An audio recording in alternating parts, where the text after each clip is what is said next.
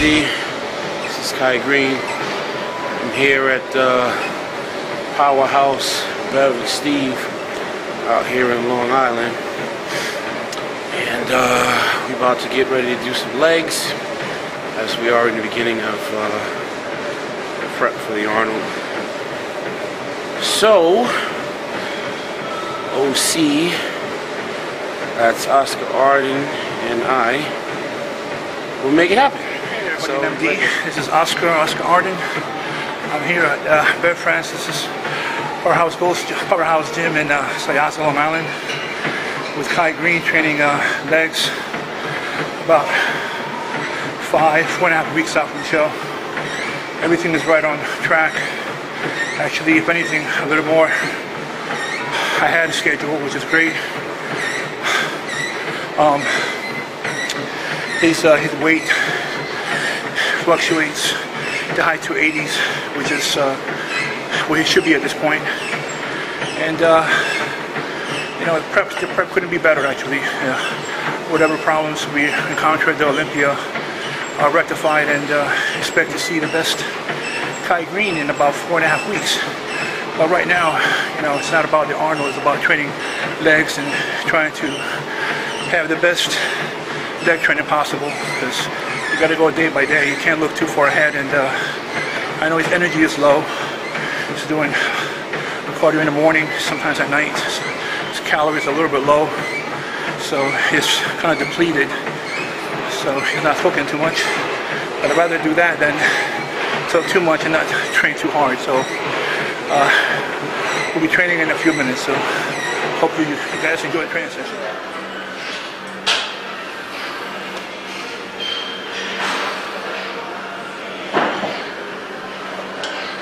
His body weight always fluctuates. In the morning he starts lighter, and he drinks a few gallons of water a day, a few meals. He's always 290s in the evening. So I'm just a fat bastard right now. yeah. Heath Dexter is really fat, man. Fat guy. Yeah, really fat, out of shape, man. Hello, MD. How you doing out there? This is Greene and Oscar Arden. We're out here at Steve and Bev's Powerhouse Gym, the East Coast mecca of bodybuilding.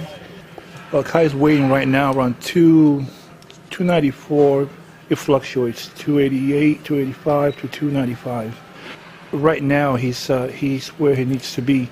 Last year, ironically, he was around the same weight, but I really didn't get to him till about 2 weeks before last year's Arnold, when he was around 280. So when we spoke, we actually realized that he was around the same weight this far out last year, but this year there's a lot more density and thickness to his muscles. His has more maturity, and his body weight, as far as competitive, will be a few pounds heavier than he was last year, with a lot more conditioning. Okay, well, right about now, Kai here.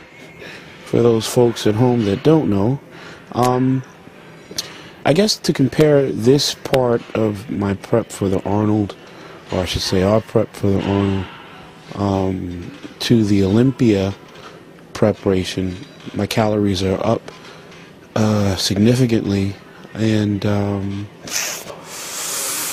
I'm feeling a lot more comfortable as we are about 5 weeks out.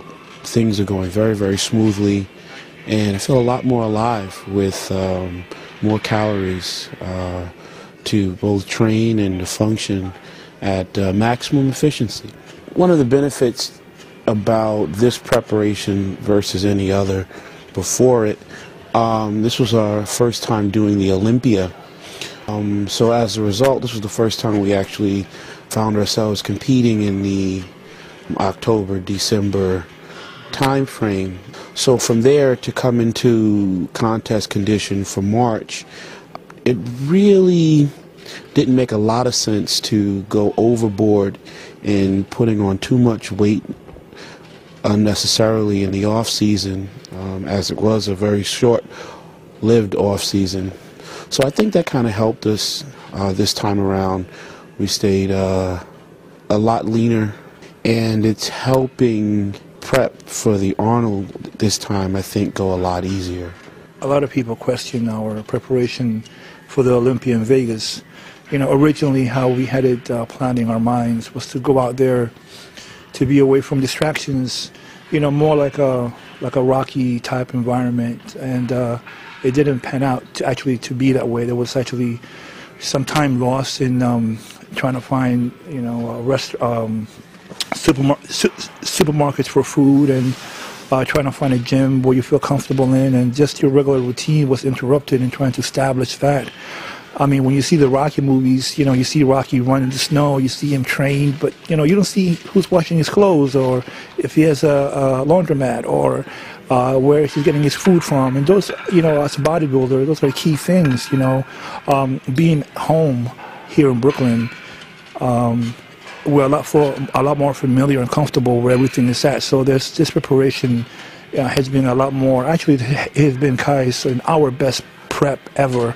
I learned his body a lot more. Plus, you know, the gym, tanning, supermarket cooking. It's a lot more familiar than just going out into the mountains and training like that. It may seem ideal in the mind, but, you know, in practice, you know, it's not exactly like theory.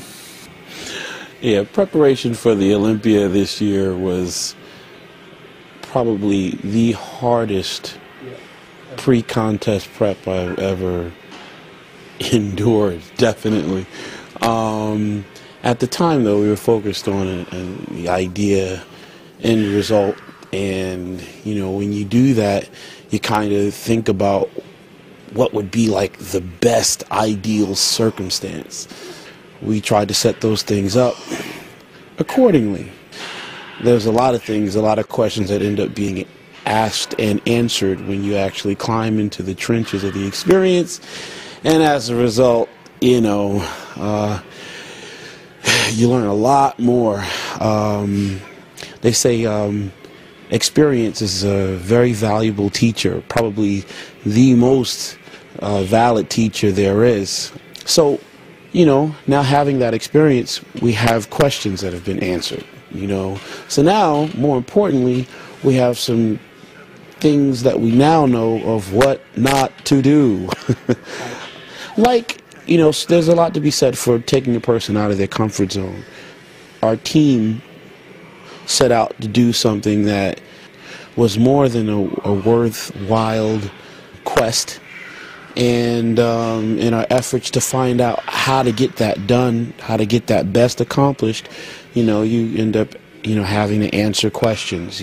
Those questions are now have been answered. We know now not to take for granted, you know, the comfort zone, you know, knowing where things are, familiarity, being comfortable in your space, being familiar with your space. There are resources that we pull from everyone when we go to, you know, our gym, to the comfortable meat source that we get our foods from, the reliability of how often, you know, we can depend on them to have the leaner meats that we want, you know, when we need them. You know, it's a funny thing because you'll take for granted, hey, you know, of course they're going to have turkey here. They have turkey everywhere. Of course they're going to have tilapia here. They have flounder everywhere. Until you go somewhere and find out, wow, they really don't have that. You know, so we have to find a way to get these things that, you know, probably if we would have stayed home, we would have walked right to the corner store and gotten. But